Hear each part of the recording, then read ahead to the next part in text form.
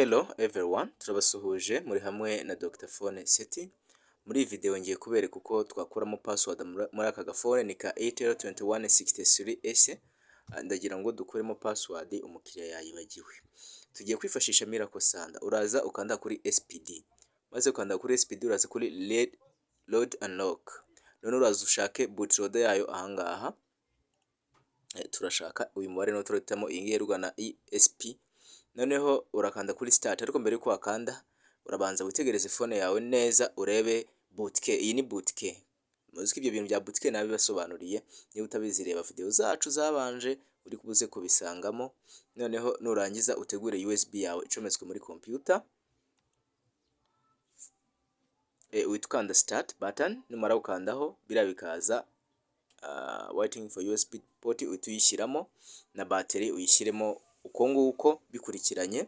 Ariko iriya bootkey ukomeze uyikande nturekure cyane, kuri bufone ni bushya buri kujya butinda gukora, bisaba ngo hakande ukomeje utaharekura bimara umwanya muremure. Ubufone nyine bujya butinda bigusaba ngo ukomeze ufate aho hantu ntuharekure. Tukirindire rero yuko byikora, reka dushishikarize buri wese ubana natwe gukora subscribe, kandi n'abayikoze namwe turabashimiye. Ikindi gihe ukurikirana video zacu ujye ukunda gutambika telefone yawe, nurangiza usettinge video muri high quality kugira ngo ize kugaragara neza ikeye kandi mu buryo bwiza. Wumvishijwe ari rigufi rero jya ufata speaker, jya ufata bluetooth speaker uyiconnectinge ubundi wumve nk'uko ushaka. Uko tuzagenda dutera imbere nyine tuzagenda twongera amajwi bihoro buhoro binyuriye mu byuma bizaba biri gukoreshwa. Ariko murabizi nyine kugenda no gutera utambwe rumwe rumwe, ntabwo waterera intambwe 3 icyarimwe. Nkuko mubireba rero murareba kari kugenda. Batubwira ngo waiting analytic. Noneho ubwo aho ngaho ukomeza gufata ari ahantu ntuharekure, urindiriye. Turakomeza rero dutegereze.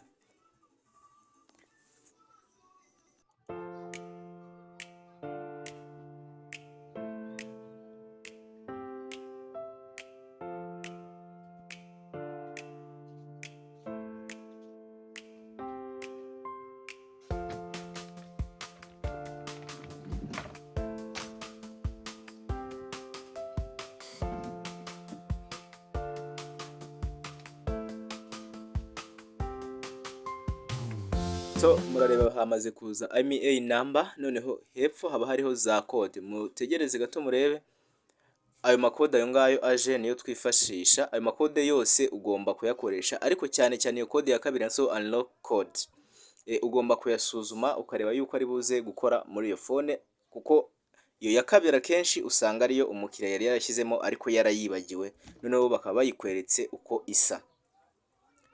Nubwo kubwa editing habemo mistake tukaba twakomeje gufata kuri aka gafone, ariko ntabwo ari ngombwa kuko murareba byamaze kurangira.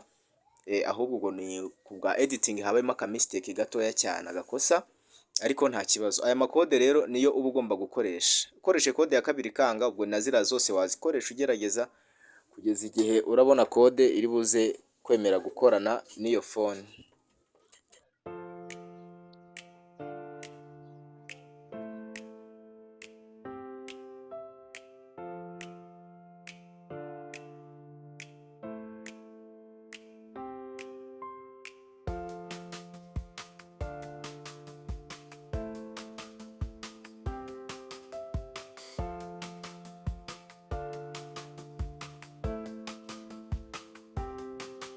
Rero tugiye gukoresha izi code nkuko nababwiye. Tugiye guhera kuri code yo hasi tuyandike tureke irakoramo nka password.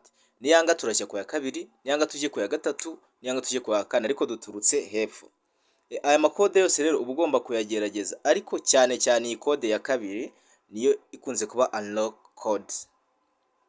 Biroroshye cyane rero. Iyo umaze kubona iyi code yemeye gukora, wenda reka ndeke bibanze bikore ubundi tujye mbere mbabwira icyo gukora.